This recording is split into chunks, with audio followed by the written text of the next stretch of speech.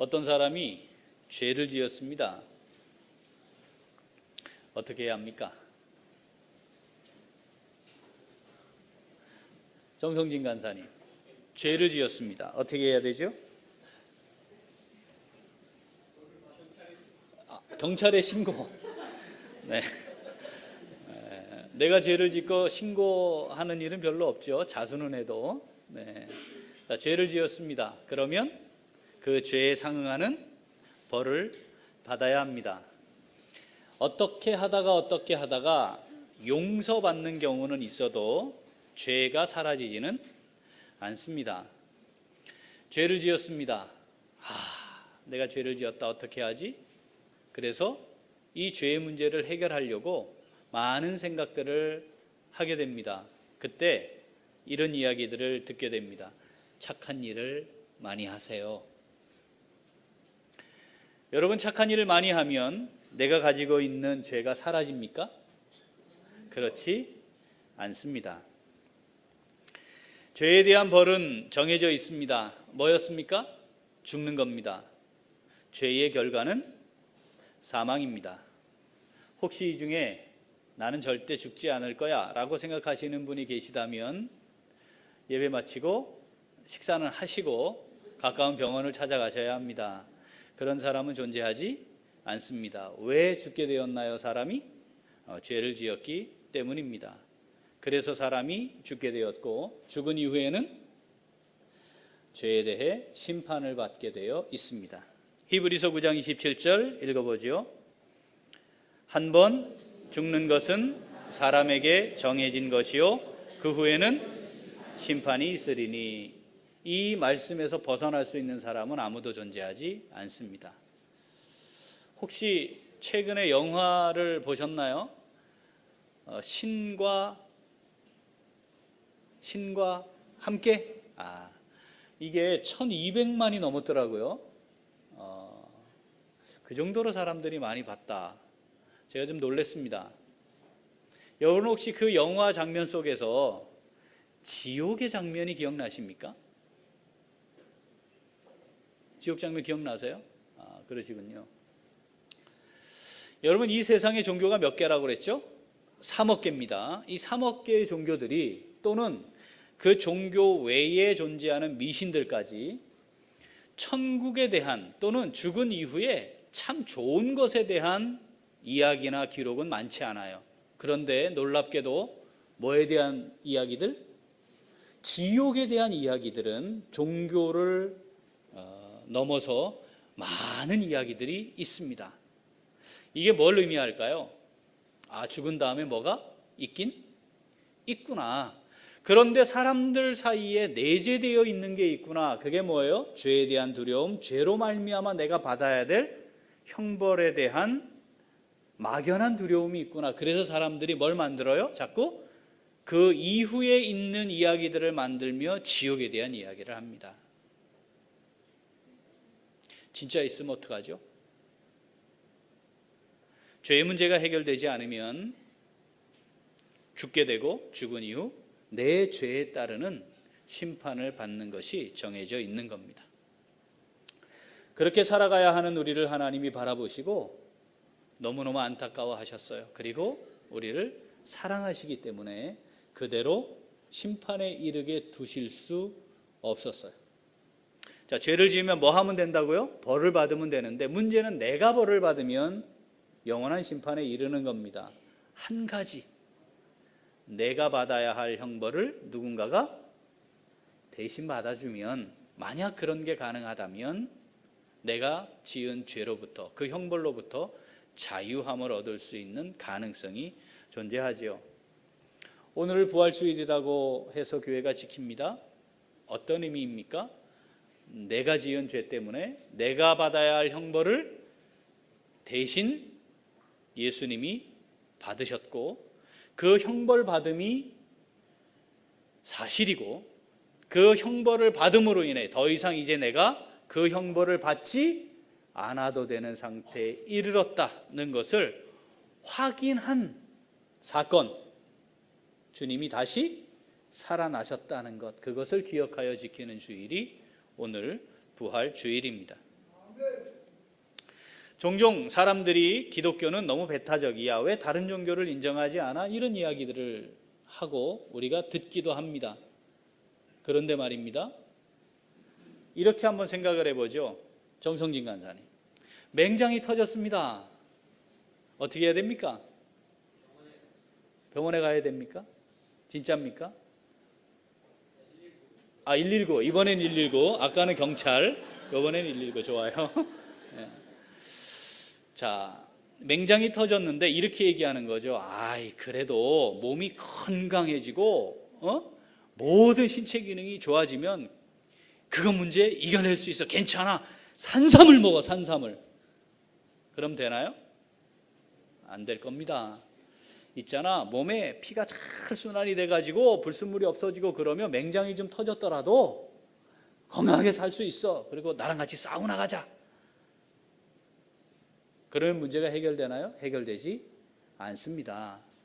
터진 맹장에서 터진 염증을 빨리 제거하지 않으면 사망에 이를 수도 있는 위험한 상황이죠. 수술이 답입니다. 이걸 산삼 먹어도 돼, 아이고 사우나 해도 돼, 아이고 비타민 먹어도 돼, 이거 해도 되고 저거 해도 돼, 이걸 다 인정하라는 것은 배타적이라고 손가락질을 해야 되는 것이 아니고 정확한 사실을 이야기하고 있다고 말해야 맞는 겁니다. 그것도 정답이고 이것도 정답이라고 말할 수 없는 거죠. 그래서 배타적이라는 이야기를 듣더라도 우리는 나의 죄의 문제를 해결하신 예수 그리스도만이 내 삶의 해답입니다, 유일한 구원자입니다 라고 말할 수밖에 없는 거죠. 몇 개의 종교가 있다고요?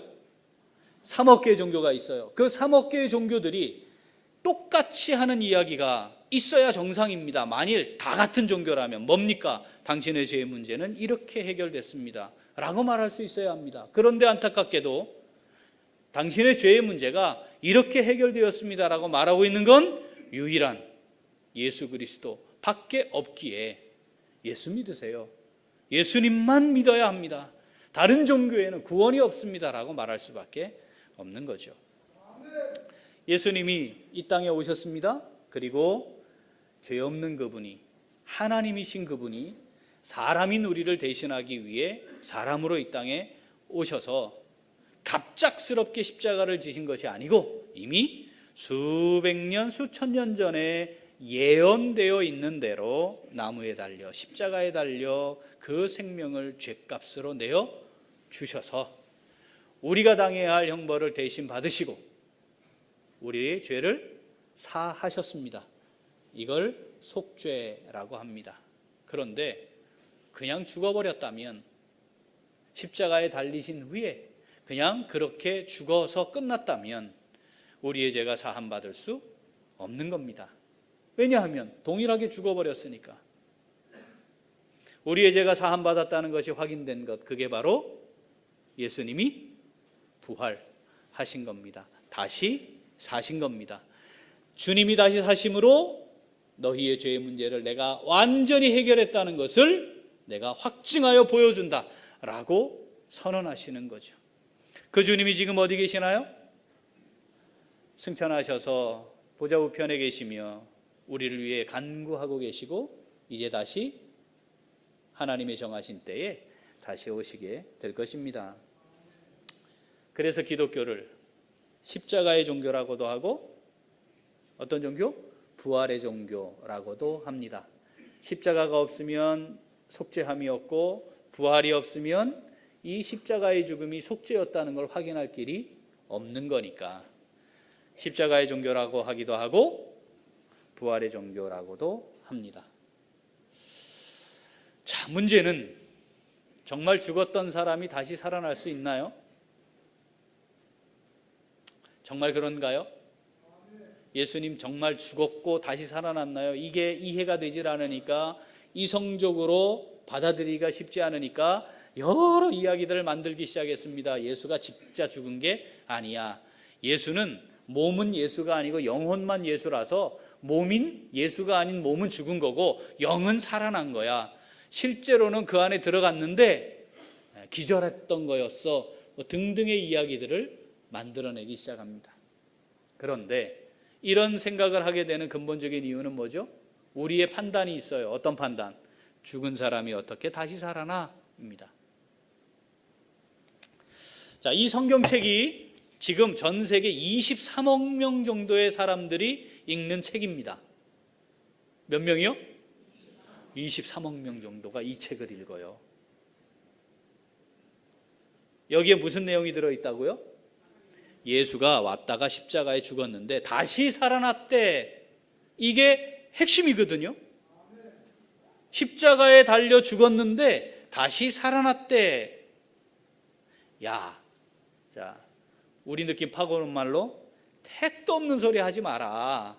어떻게 죽었던 사람이 다시 살아나냐? 말도 안 되는 소리 하고 있어. 이런 반응이 당연히 있을 거 알고 고린도전서 15장을 보면 예수님의 부활을 목격한 사람들의 숫자가 나옵니다. 계산을 잘 해보면요, 확인된 정확한 숫자는 514 더하기 여 형제들이에요. 개인에게도 나타나셨고 동시에도 나타나셔서 이게 몇 사람들이 환상을 보았거나 자기 스스로 만들어낸 이야기가 아니라는 걸 정확히 보여주십니다. 자, 당시에는 여자는 1명, 2명, 3명, 4명 사람으로 셀 때 포함됐다 안 됐다? 안 됐다. 그런데 실제로 성경을 보면 부활을 제일 먼저 목격한 사람들은 누구였죠? 무덤에 갔던 여인들. 그러니까 따지고 보면 예수님의 부활을 목격한 사람들의 숫자를 나열할 때 뭐를 기록한 거다? 남자들의 숫자를 기록한 거다. 그러니까 사실은 그 당시에 최소한 1000명 이상의 사람들이 예수님의 부활을 현장에서 목격하지 않았을까라고 해석을 합니다. 야, 말도 안 되는 소리. 너 맨날 예수님 십자가에 달려 죽었다고 맨 찔찔 짜고 하더니 너 꿈꾼 거야. 아니야, 내가 진짜 봤다니까. 알았다. 근데 말이야, 꿈은 아닌데 네가 있잖아. 뭐 다른 물체를 보고 예수님이라고 다른 사람 본 거야. 아니라니까, 내가 봤다니까. 자, 그런 거죠. 야, 저 성진이한테 가서 물어봐. 걔도 봤다니까. 그런 거죠. 나주에서 올라온 동원이도 있어. 가서 물어봐. 그걸 봤다니까. 나만 본 게 아니야. 그래? 그래? 뭐 이렇게 되는 거죠. 아, 그래? 야, 동시에 여러 사람이 같이 봤다고? 그렇구나. 그러면 이제 강력하게 가짜야, 허위야라고 말할 수 없는 거죠. 그럼에도 불구하고 마음속에 뭐가 있어요? 저것들이 짜고 그러는 거 아니야 하는 마음이 있을 수도 있었을 것 같아요. 만약에 예수님의 부활이 역사적인 사건이 아니었다면 이 책이 이날까지 올 리가 없어요. 그렇지 않겠습니까? 거짓말 퍼뜨리는 놈들 해서 종교가 3억 개나 있는데 수없이 일어났다 사라지는 종교들처럼 그냥 사라졌을 겁니다. 뭐가 있었다? 당시에 부활의 증인들이 있었다. 그런데 이 무리들은 예수를 따라다니던 무리들이니까 야, 저것들은 말이야 다 그놈인데 안 봤어도 봤다고 할 놈들이야, 그렇지 않냐 할 수 있어요. 제가 이번 부활주의를 준비하면서 이 부분을 한번 생각해 보게 되었습니다. 그 당시에 말이죠, 이 예수님의 부활에 대한 기록을 해서 사람들에게 전할 때 예수님을 따르는 무리들만 예수님의 부활을 인정했다. 나머지는 인정하지 않았다. 그렇지 않았을 것 같아요. 누가복음 8장을 보면 회당장 야이로가 등장합니다.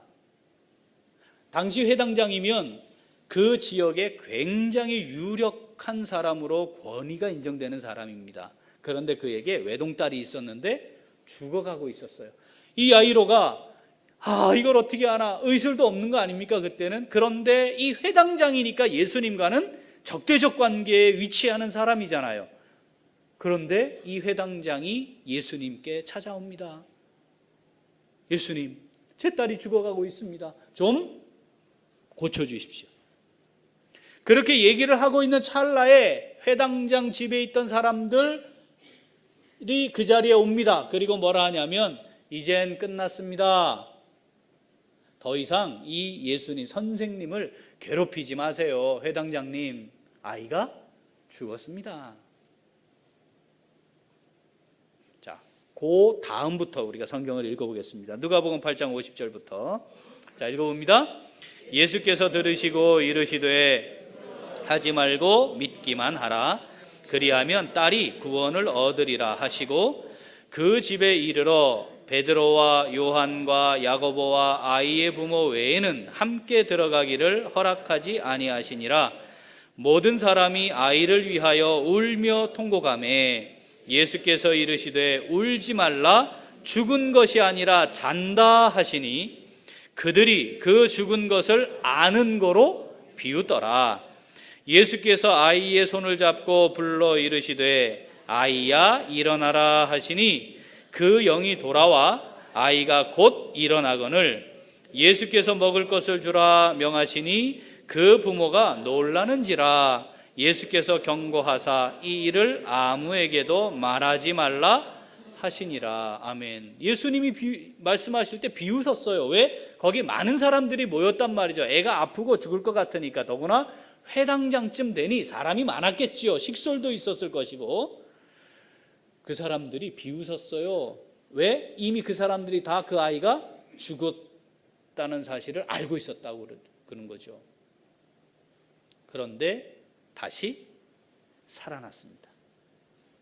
여러분, 예수님이 경고했어요. 왜냐하면 초반부터 예수님이 하나님의 아들인 것이 드러나면 더 많은 저항이 생길 거니까 처음에는 그걸 알리지 않으셨잖아요. 말하지 말아라 경고했어요. 여러분, 예수님이 경고했기 때문에 말이 안 나갔겠죠?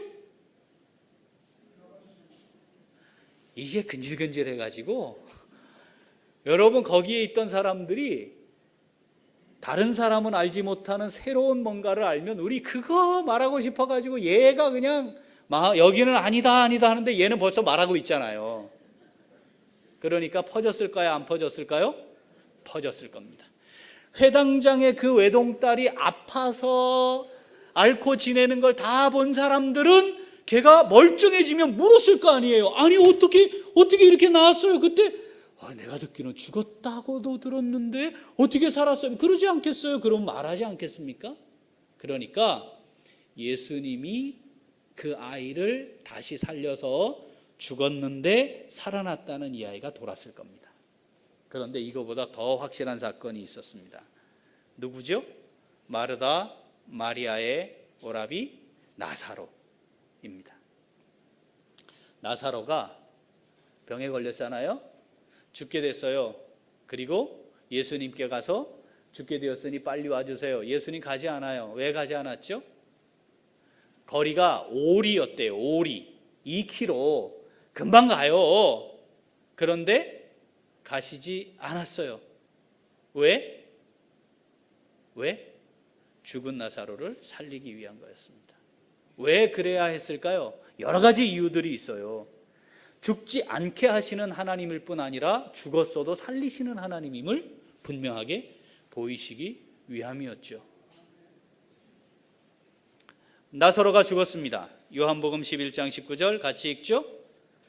많은 유대인이 마르다와 마리아에게 그 오라비의 일로 위문하러 왔더니 많은 사람이 모였습니다. 아마도 나사로를 비롯해 마르다와 마리아가 주변 사람들에게 참 선한 일을 하며 살았던 것 같습니다.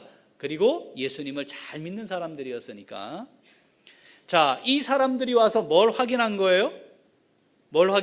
나사로가 죽었어요. 자, 그 당시에는 어떻게 하죠? 사람이 죽으면 3일 기다리지 않았습니다. 죽고 나면 어떻게 해요? 바로 묻어버려요. 근데 지금 우리처럼 땅에 묻는 게 아니고 어디에? 굴에다가 갖다 놓고 막아요. 굴리끌을 돌로. 그게 장례예요. 자, 이미 그 상태가 되었습니다. 자, 이때 예수님이 오시죠. 자, 성경 읽어봅니다. 요한복음 11장 35절부터 39절. 예수께서 눈물을 흘리시더라. 이에 유대인들이 말하되 보라 그를 얼마나 사랑하셨는가 하며 그중 어떤 이는 말하되 맹인의 눈을 뜨게 한 이 사람이 그 사람은 죽지 않게 할 수 없었더냐 하더라. 이에 예수께서 다시 속으로 비통히 여기시며 무덤에 가시니 무덤이 구리라 돌로 막았거늘 예수께서 이르시되 돌을 옮겨 놓으라 하시니 그 죽은 자의 누이 마르다가 이르되 주여 죽은 지가 나흘이 되었음에 벌써 냄새가 나나이다. 43절부터 이 말씀을 하시고 큰 소리로 나사로야 나오라 부르시니 죽은 자가 수족을 배로 동인 채로 나오는데 그 얼굴은 수건에 쌓였더라. 예수께서 이르시되 풀어놓아 다니게 하라 하시니라. 마리아에게 와서 예수께서 하신 일을 본 많은 유대인이 그를 믿었으나 그 중에 어떤 자는 바리새인들에게 가서 예수께서 하신 일을 알리니라. 이에 대제사장들과 바리새인들이 공회를 모으고 이르되 이 사람이 많은 표적을 행하니 우리가 어떻게 하겠느냐? 만일 그를 이대로 두면 모든 사람이 그를 믿을 것이요 그리고 로마인들이 와서 우리 땅과 민족을 빼앗아 가리라 하니 이날부터는 그들이 예수를 죽이려고 모의하니라. 아멘. 여러분, 시체가 나왔어요. 나오너라 나사로야 나오너라 하니까 그냥 감은 채로, 몸을 감은 채로, 칭칭 감은 채로 수건을 얼굴에 덮은 채로 나왔어요. 예수님 어떻게 하라고요? 풀어놓아. 이거 다 풀어줘서 다니게 하라. 나사로가 그 다음부터 어떻게 됐나요? 그냥 살았어요. 마르다 마리아와. 여러분, 그 현장을 본 사람들, 죽었던 사람이 냄새가 난다 하지 않았습니까? 그런데 그 사람이 나와서 이 칭칭 감은 채로 나와서 멀쩡하게 살아 움직이는 걸 본 사람들, 뭐가 근질거렸겠어요? 이게 근질근질했을 거 아니에요. 아직 모르고 있는 사람한테 내가 빨리 알려야, 내가 먼저 알려야지. 그렇지 않나요? 나사로가 마르다 마리아와 함께 사는 모습을 보면서 주변에 있는 사람들이 알았을까요? 몰랐을까요? 알았을 거 아니에요. 분명히 저거 끙끙 앓다가 병 들어가지고 죽었다고 알고 있는데 어떻게 됐지? 있잖아 무덤에 들어가 가지고 있지. 냄새 났는데 있잖아. 예수 그 사람 와가지고 나오너라 그러니까 얼마나 또 뻥을 쳤겠어요. 이게 말은 면리를 간다고요? 천리 가잖아요. 천리 가는 동안에 뭐가 자꾸 살이 붙어요. 원래는 그렇게 나왔는데 살이 붙어갖고 나중에는 한 달쯤 있는데 완전히 흠채도 없다가 다시 살았어. 이렇게 얘기가 됐을 거예요 아마. 다시 말하면 예수님의 부활을 목격한 사람들에 의해서만 예수님의 부활이 인정된 것이 아니었기 때문에 이 성경이 기록되어 예수의 부활을 이야기하고 그래서 여러분들의 죄 문제가 해결되었습니다라고 전할 때에 적어도 부활했다는 사실을 가지고는 트집 잡을 수 없었다. 여기 지금 성경을 보니까 예수님을 제거하고 싶은, 그것을 인정하고 싶지 않은 사람들이, 그걸 보고 예수를 믿은 사람도 있지만 믿지 않은 사람들이 그걸 제거하려고 모의를 시작했다는 거죠. 뭐라고 위기감을 느낀 거예요? 사람도 다시 살리는 저 능력으로 많은 사람들이 저 사람을 따르게 되겠구나. 큰일 났다. 안 되겠다. 죽이자 였다는 거죠. 그러니까 예수님이 부활했다라고 하는 사실이 알려질 때에, 그것이 성경에 기록되어 증거될 때에 적어도 그 사실만큼은 부정할 수가 없었기 때문에 2000년이 넘은 지금까지 23억의 인구가 읽고 있는 하나님의 말씀이 된 것입니다.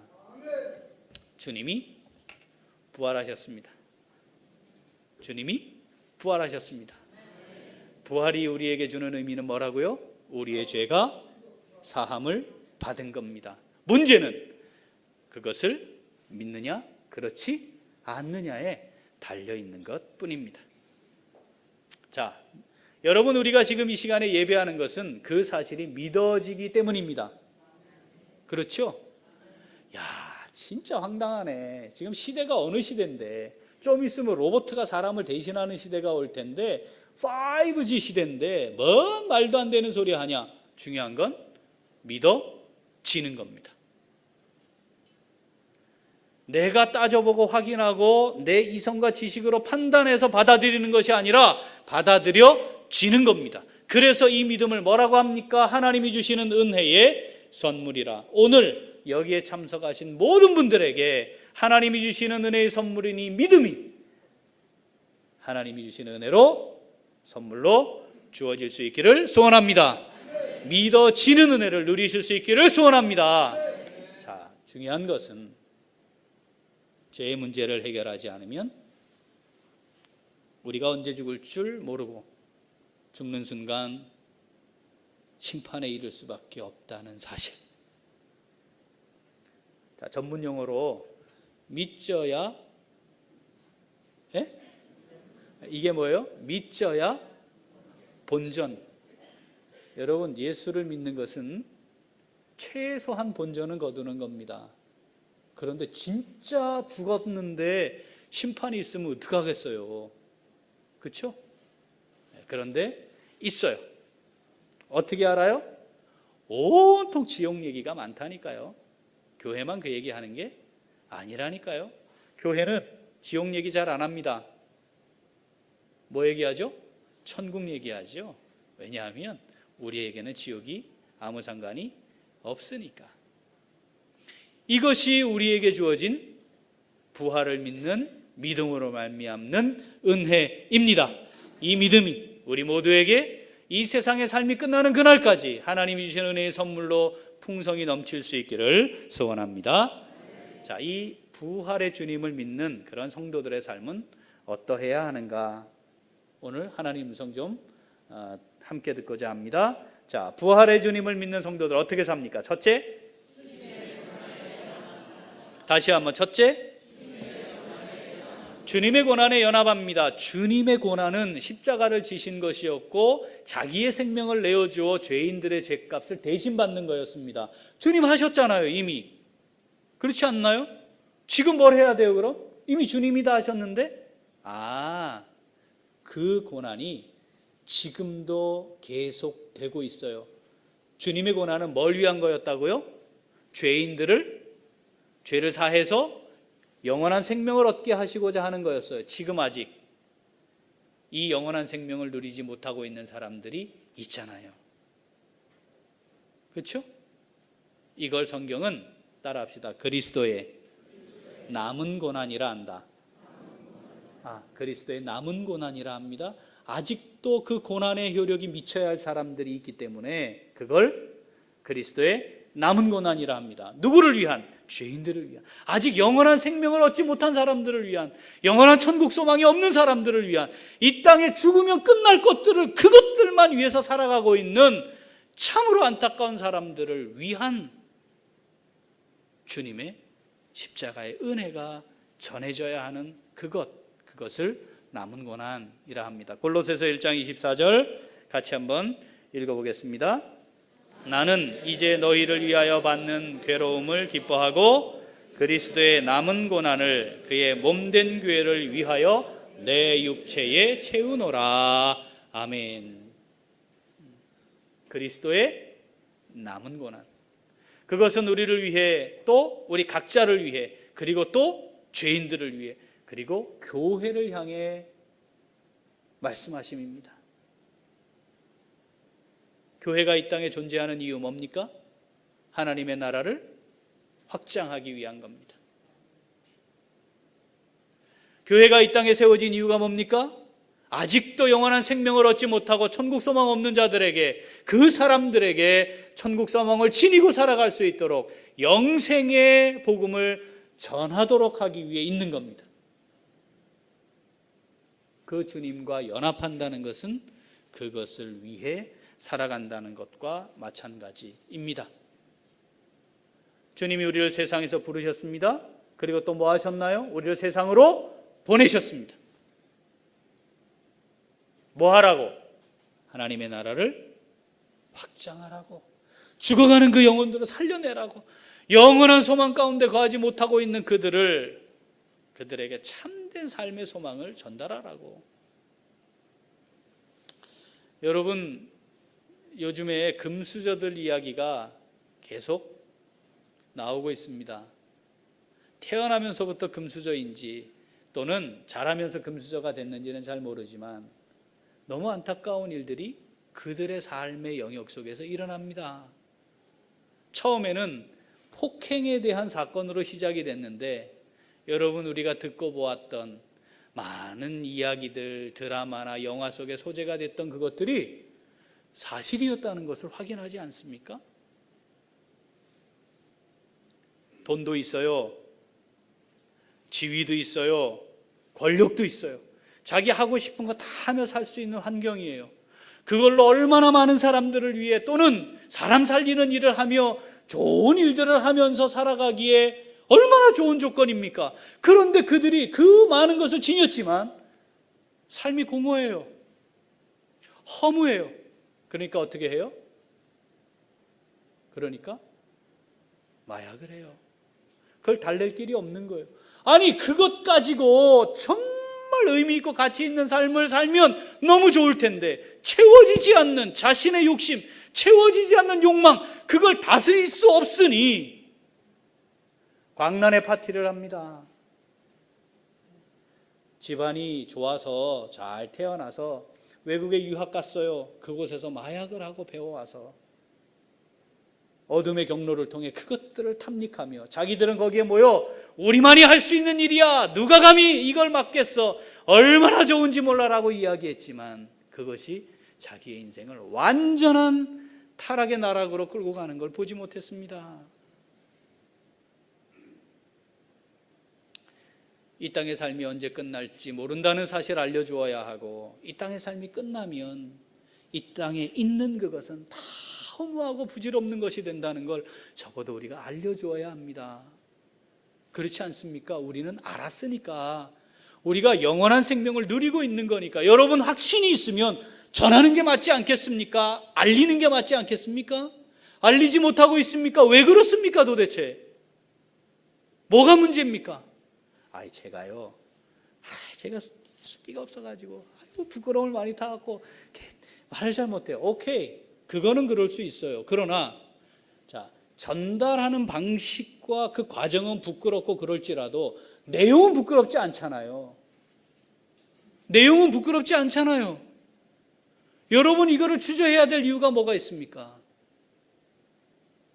우리에게 확신이 있다면 전해야 하는 거죠. 그게 정상 아니겠습니까?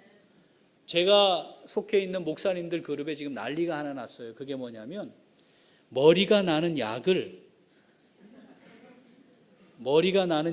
드신 목사님이 계신데, 어디 그 약국의 그 약사님이 그걸 어떻게 약을 제조를 만든대요. 근데 그걸 먹으면 진짜 머리가 안 되는 거야. 그래가지고 이 목사님이 머리가 나는 걸 보고 주변에 있는 목사님이 어떻게 된 거야 그랬더니, 거기 있잖아, 그 약 먹고 내가 이 머리가 나기 시작해. 그래서 알려줬어요. 근데 그 친한 친구 목사님이 그 약을 진짜 먹었는데 또 머리가 나는 거예요. 요게 모든 사람에게 진짜 효능이 있다면 이분은 제2의 노벨이 될 겁니다. 그렇진 않겠죠? 항상 사례는 뭐만 돌아다녀요? 성공 사례만 돌아다니니까. 그런데 하여튼 그 그룹에 이 얘기가 지금 막 있어요. 주변에 있는 사람들이 그 목사님에게 어디 그 약국 알려줘, 연락처 위치. 근데 이 목사님이 안 알려준대요. 그래서 아니 왜 안 알려주냐 그랬더니 좋은 건 나만 갖는 거야, 이렇게 얘기를 했다는 거예요. 근데 그게 이제 목사님들 사이 지금 조크예요. 좋은 건 나만 갖는 거야. 여러분, 그런 거 있죠? 요건 아무도 모르게 나만 가져야지. 여러분, 그런데 진짜 좋은 건데 정말 이게 내 삶에 엄청난 변화를 가져다 주었다면, 아니 죽었던 나를 살려냈다면, 여러분 이거 말 안 하면 비정상이에요. 자, 그럼 비정상, 여러분 비정상 아닙니까? 혹시 알려줘야 돼요. 그게 뭐예요? 그리스도의 고난에 참여하는 겁니다. 주님의 고난에 참여하는 겁니다. 여러분, 우리가 가지고 있는 이 놀라운 새 생명을 가진 이 은혜를 많은 사람들에게 전해서 우리가 주님과 연합한 삶이 얼마나 감사하고 감격스럽고 영광스럽고 귀한 것인지 함께 나눌 수 있는 우리 모두가 될 수 있기를 소원합니다. 자, 부활의 믿음을 가진 성도의 삶. 둘째,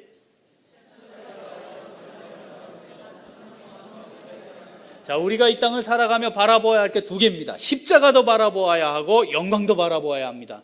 믿음을 가지고 주님과 연합한 삶을 살아가다 보면 지치고 고단하고 힘들 때가 있습니다. 피곤할 때가 있습니다.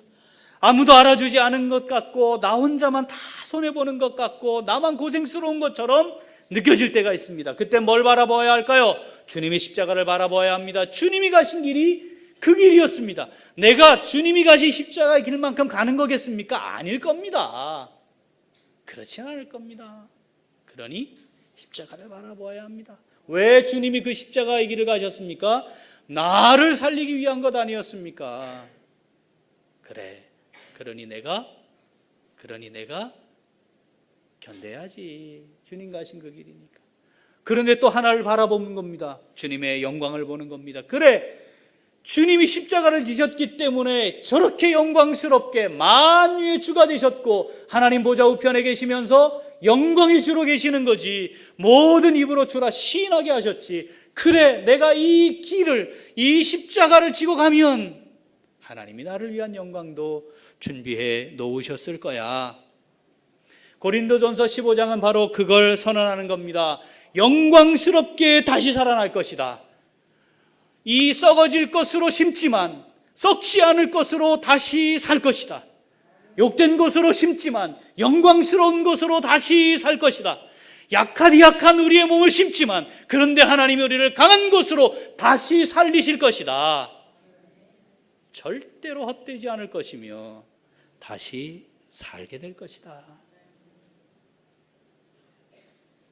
그것을 기대하고 바라보며 그것을 오늘 나의 삶의 소망으로 삼는 사람들이 믿음으로 살아가는 사람들의 삶입니다. 부활주의를 맞이해 예배하고 있는 우리 귀한 식구들, 이 산소망 가운데 거할 수 있기를 소원합니다. 십자가의 길을 갈 수 있습니다. 아니, 가야 합니다. 그런데 바라보십시오. 영광이 있습니다. 하나님의 세우시는 영광이 있습니다. 고린도전서 15장 58절 같이 읽죠. 그러므로 내 사랑하는 형제들아, 견실하며 흔들리지 말고 항상 주의 일에 더욱 힘쓰는 자들이 되라. 이는 너희 수고가 주 안에서 헛되지 않은 줄 알미라. 한 번 더 읽죠. 그러므로 내 사랑하는 형제들아, 견실하며 흔들리지 말고 항상 주의 일에 더욱 힘쓰는 자들이 되라. 이는 너희 수고가 주 안에서 헛되지 않은 줄 알미라. 아멘. 헛되지 않을 겁니다. 헛되지 않을 겁니다. 주의 일에 더욱 힘쓰는 부활의 산소망 가운데 거하는 우리 모두가 될 수 있기를 소원합니다. 아멘. 기도하겠습니다. 하나님 아버지 감사합니다.